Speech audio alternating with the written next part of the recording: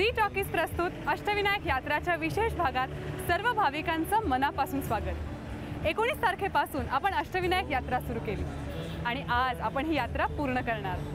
आज आपण दर्शन घेणार आहोत रांजणगावच्या महागणपतीचं। ओम गणपतये नमः।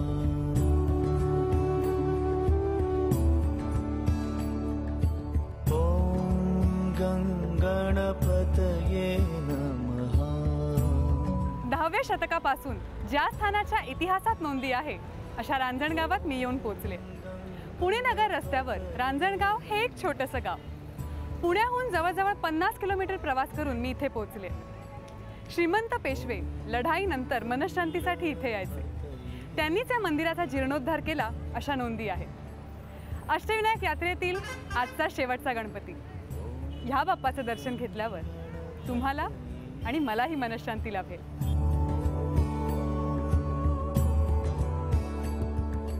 ओम गणपतये नमः।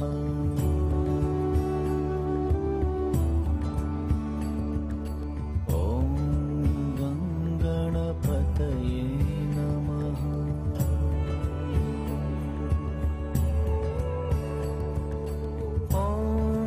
मंदिरात प्रवेश करायचा म्हणजे आपल्या बाप्पाचा आवडता जास्वंद, श्रीफळ आणि मोदक तर घ्यायलाच हवे। तेच घ्यायला मी इथे आले।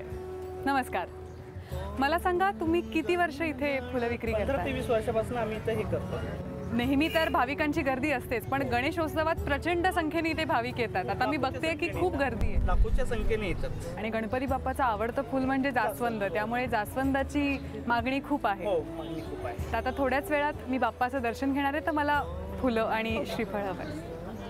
धन्यवाद।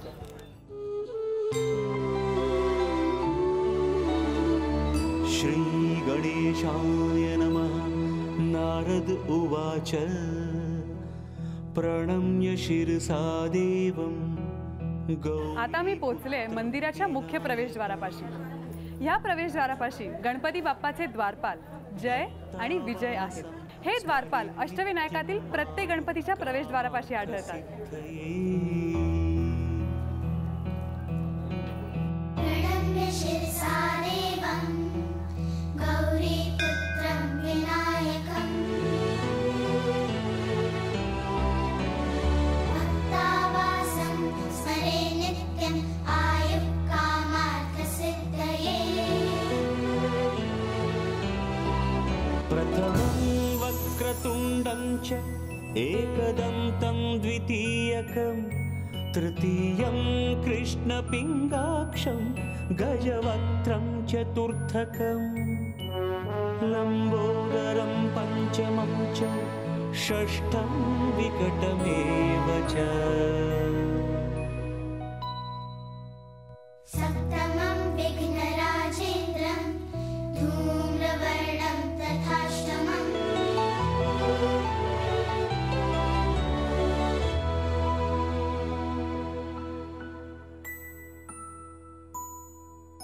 नवमं भालचन्द्रं च दशमं तु विनायकम् एकादशं गणपतिं द्वादश। शिवशंकराने श्री गणेशाकडून विजेतेपदाचा वर मागितला, ज्याने शंकरास वर दिला, ज्याचं रूप अत्यंत प्रसन्न आहे आणि जो मणिपूर म्हणजेच रांजणगावी वास करतो, अशा महान दैवताला मी आनंदाने वंदन करते।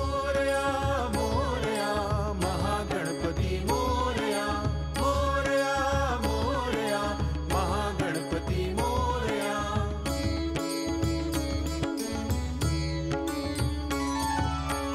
लागले से ध्यान मन हे उन्मन, लागले से ध्यान मन हे उन्मन। महागणपती रांजणगावी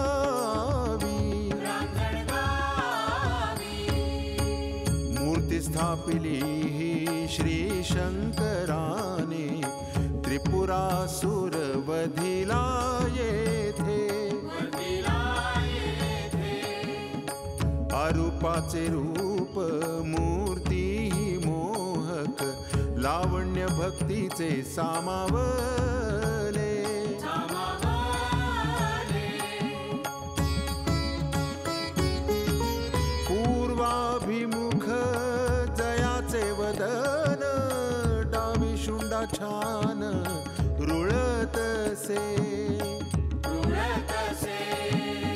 रिद्धी सिद्धी जेथे रमल्या कौतुके ध्यान गणेशाचे जागवूया जन्म होई धन्य गहलो अनन्य जन्म होई धन्य गहलो अनन्य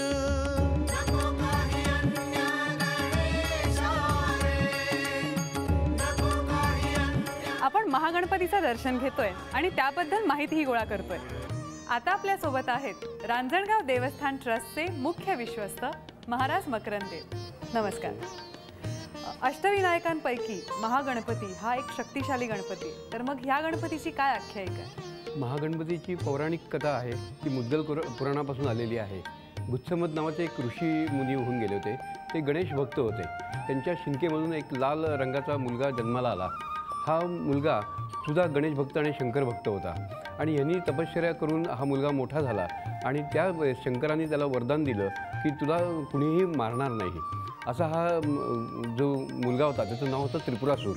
आणि हा पुढं शक्ती प्राप्त झाल्यानंतर त्यांनी तिन्ही लोकांमध्ये स्वर्गामध्ये पृथ्वीमध्ये आणि पाताळामध्ये हाहाकार माचवला आणि सर्व ऋषीमुनींना देव ऋषींना सगळ्यांना त्रास द्यायला सुरुवात केली.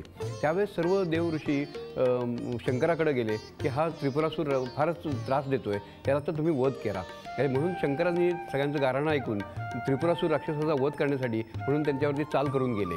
परंतु पहिल्या प्रथम शंकराचं त्याच्यामध्ये पराभव झाला त्या युद्धामध्ये. त्यावेळेस नारदांनी सांगितलं, अरे शंकरा, तू गणपतीची प्रार्थना केली नाहीस युद्धाला जाण्यापूर्वी. म्हणून त्यावेळेस शंकरांनी या मणिपूर या गावी येऊन गणपतीची मूर्ती स्थापना केली आणि या ठिकाणी 1000 वर्ष तपश्चर्या केली. ते जे मणिपूर गाव आहे ते आजचं रांजणगाव म्हणून ओळखलं जातं. तर या ठिकाणी भगवान शंकरांनी महादेवांनी गणपतीची आराधना केली आणि गणपतीला प्रसन्न करून घेतलं. इथं जे शंकराला जे गणपतीने प्रसन्न झाल्यानंतर जे रूप दाखवलं ते रूप जे 10 तोंड आणि 20 हात असं महाकाय रूप या ठिकाणी दाखवलं आणि महादेवांनी या ठिकाणी तपश्चर्या केली म्हणून याला महागणपती असं या ठिकाणी नाव त्याला पडलेलं आहे. आणि या वरदानानंतर शंकरांनी भीमाशंकरच्या येथं या त्रिपुरासूर राक्षसाचा एकाक्षर मंत्रांनी वध केला. ती पौर्णिमा होती, त्याला त्रिपुरारी पौर्णिमा म्हणून ओळखली जाते. अशी ही पौराणिक कथा आहे. बरं, म्हणजे ह्या कथेमुळे महागणपती हे एक शक्ती स्थान आहे. आणि मंदिरात आम्ही प्रवेश केला आणि आम्हाला एक सुरेख आणि सुंदर असं मंदिर दिसलं. तर ह्या मंदिराची रचना, या रचनेबद्दल थोडक्यात माहिती देता का? हे जे मंदिर आहे हे पेशवेकालीन मंदिर बांधण्यात आलेलं आहे आणि याची जी रचना आहे स्थापत्यशास्त्राप्रमाणे ही पूर्वाभूमिक आहे. याचं सुरुवातीला सकाळी ज्यावेळेस सूर्य उगवला जातो त्यावेळेस त्याची किरणं थेट मूर्तीवरती येऊन पडतात, असं याचं वैशिष्ट्य आहे. आणि इथली जी सगळी बांधणी आहे ती मराठा आर्किओलॉजीप्रमाणे, मराठा शैलीच्या स्थापत्यशास्त्राप्रमाणे इथली सगळी मंदिर रचना बांधलेली आहे. याचा जो मंडप आहे आतला गाभारा, मुख्य गाभारा, तो पेशव्यांनी बांधलेला आहे. तो संपूर्ण दगडी रचना आहे त्याची. त्यानंतर बाहेर जो लाकडी मंडप आहे तो लाकडी मंडप इंदूरचे जे सरदार किबे आहेत त्या सरदार किब्यांनी बांधलेला आहे. आणि बाजूला ज्या दगडी ओऱ्या दिसतात तुम्हाला त्या पेशव्यांचे जे सरदार होते शिंदे आणि होळकर त्यांनी तो बांधलेला आहे. अशी ही पेशव्यांपासून ही आलेली रचना आहे. मला आणखीन एक गोष्ट विचारायची आहे की मंदिराच्या रचनेबाबत जेव्हा वाचन होतं तेव्हा दिशा साधन हा एक शब्द वाचनात येतो. तर नेमकं दिशा साधन म्हणजे? दिशा साधन याचा अर्थ मूर्ती ज्यावेळेस आपण एखाद्या प्रार्थनेला किंवा समाधीला बसतो त्यावेळेस मूर्तीकडं तोंड करून आपल्याला त्याच्या ठिकाणी बसावं लागतं त्या साधनेसाठी. आणि ती जी दिशा आहे ती दिशा पूर्व दिशेने आपण मूर्तीकडे बघावं असं शास्त्र सांगतं आणि म्हणून त्या ठिकाणी ती दिशा साधना म्हणून समजली जाते. बरं, मगाशी मंदिरात फिरताना मला मंदिराच्या परिसरात काही चित्रमालिका दिसली पेशव्यांची आणि काही म्हणजे पेशव्यांनी दिलेली सनदही आढळली. तर त्याच्याबद्दल थोडीशी माहिती. ही मंदिर जे आहे हे मंदिर पेशवे कालांपासून प्रसिद्ध आहे आणि पेशवे हे मोठे गणपती होते, गणेश भक्त होते आणि त्यामुळे त्यांनी जिथं जिथं गणपतीची मंदिरं आहेत त्या ठिकाणी त्या जे पूजा अर्चा करतात त्या लोकांना त्या गावच्या सनदा दिलेल्या आहेत. त्याप्रमाणे या ठिकाणी मोरया गोसावी जे महान गणेश भक्त गेले चिंचवडमध्ये यांची समाधी आहे, जिवंत समाधी, ते 156 वर्ष आयुष्य त्यांचं होतं आणि 156व्या वर्षी त्यांनी समाधी घेतली. तर त्यांनी मोरया गोसावींनी त्यांच्या घराण्यामधले जे व्यक्ती आहेत ते देव आहेत, त्यांचं आडनाव देव होतं. पुढं मोरया गोसावींचं पुढं आडनाव देव झालं. तर त्या देवघराण्यातले आम्ही म्हणजे माझी जी आहे ती 18वी पिढी आहे आणि आमच्या पिढीला त्यांनी सांगितलं की तुम्ही त्या रांजणगावला जा आणि देवाची सेवा करा. अशी सेवा करत असताना ज्यावेळेस उत्पन्नाचा प्रश्न आला त्यावेळेस पेशव्यांकडं आमचे पूर्वज जे होते की मोरोबा देव म्हणून जे आमचे पूर्वज होते इथले रांजणगावचे ते पेशव्यांकडे गेले आणि पेशव्यांना त्यांनी सांगितलं की या मंदिराचं उदरनिर्वाह चालवण्यासाठी देवाची पूजा करण्यासाठी आम्हाला तुम्ही उत्पन्न साधन द्या. आणि त्यावेळेस त्यांनी ही सनद आम्हाला देव कुटुंबियांना दिली आणि या सनदेमध्ये ही मूळ मोडी सनद आहे. त्याचं मराठी रूपांतर आम्ही इथं लावलं आहे आर्ट गॅलरीमध्ये.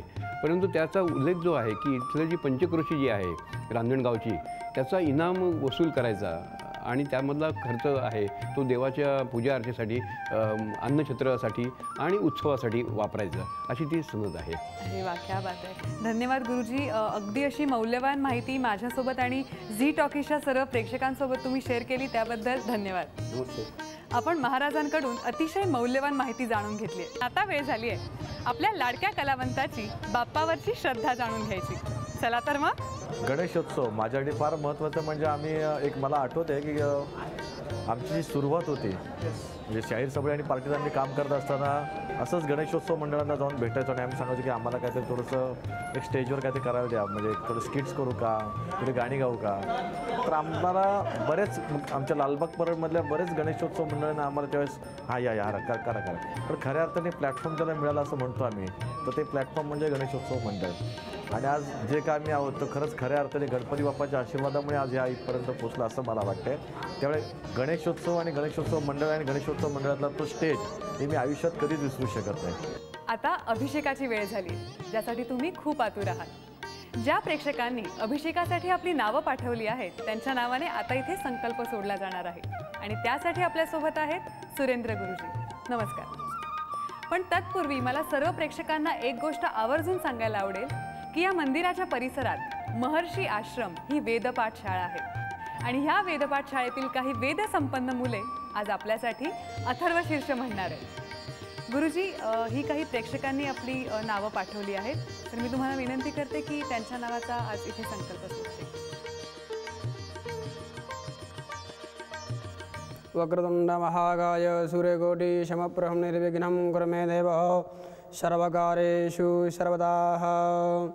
केशवाय नमः. तेज नारायणाय नमः. माधवाय नमः. खाली सोडायचं. हस्तो प्रक्षाल्य ऋषिकेशवाय नमः. ओम नमस्ते गणपतये. त्वमेव प्रत्यक्षं तत्त्वमसि. त्वमेव केवलं कर्तासि. त्वमेव केवलं धर्तासि. त्वमेव केवलं हर्तासि. त्वमेव सर्वं खल्विदं ब्रह्मासि.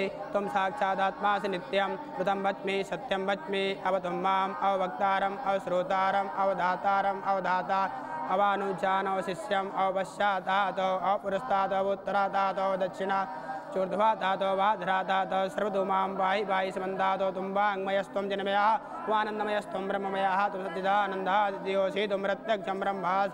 त्वं ज्ञानमयो विज्ञानमयोऽसि. सर्वं जगदं तत्तो जायते. सर्वं जगदं तत्तो तिष्ठति. सर्वं जगदं त्वैलयमेस्ति. सर्वं जगदं त्वयि प्रत्ययति. त्वं भूमिरापो नलो निलो नमः. त्वं चत्वारि वाक्पदानि. त्वं गुणत्रयातीतः. त्वं देहत्रयातीतः. त्वं कालत्रयातीतः. त्वं मूलाधारतोऽसि नित्यं. त्वं शक्तित्रयात्मकः. त्वं योगिनो ध्यायन्ति नित्यं. त्वं ब्रह्मा त्वं विष्णुस्त्वं रुद्रस्त्वं त्वमग्निस्त्वं वायुस्त्वं सूर्यस्त्वं चन्द्रमास्त्वं ब्रह्मभूर्भुवस्सरो गणादीं पुरमुच्चार्य भ्रण्डादि स्तुतनन्तरम् अनुस्वार प्रतराः अर्धेन्दुलतं तारेण रुद्धम् एतत्तमनुस्वरूपं गकारः पूर्वरूपम् अकारो मध्यम रूपम् अनुस्वार शान्तरूपम् इन्दुरुत्तररूपं नादसन्धानं संहिता सन्धिः सैषा गणेशविद्या गणकर्षिः नचत् गायत्री छन्दः श्रीमहागणपतिर्देवता. ओम गणपतये नमः. एकदन्ताय विद्महे वक्रतुण्डाय धीमहि प्रचोदयात्. एकदन्तं चतुर्हस्तं पार्श्वं कुशधारिणं प्रदञ्जवरदं हस्तये बिभ्राणं मूषकध्वजं रक्तं लम्बोदरं शूर्पकर्णकं रक्तवासं रक्तगन्धानुलिप्ताङ्गं रक्तपुष्पैः सुपूजितं भक्तानुकम्पिनं देवं जगत्कारणमच्युतम् आविर्भूतं च सृष्ट्यादो प्रकृते पुरुषात् परम् एवं ध्यायति यो नित्यं स योगी योगिनां वरः. नमो व्रातपतये नमो गणपतये नमः परमपतये नमस्ते अस्तु लम्बोदराय कृदन्ताय विघ्नविनाशिने शिवसुताय श्रीवरदमूर्तये नमो नमः.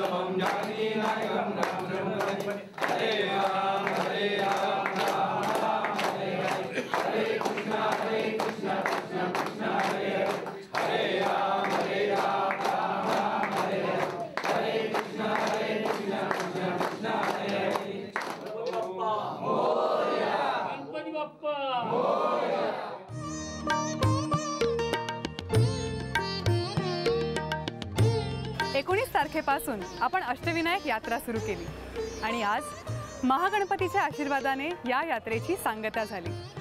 उद्या आपण चिंचवडच्या गणपती देवस्थानाला भेट देणार आहोत। तोपर्यंत मला आज्ञा द्या, भेटूया उद्याच्या विशेष भागात। तोपर्यंत गणपती बाप्पा मोरया।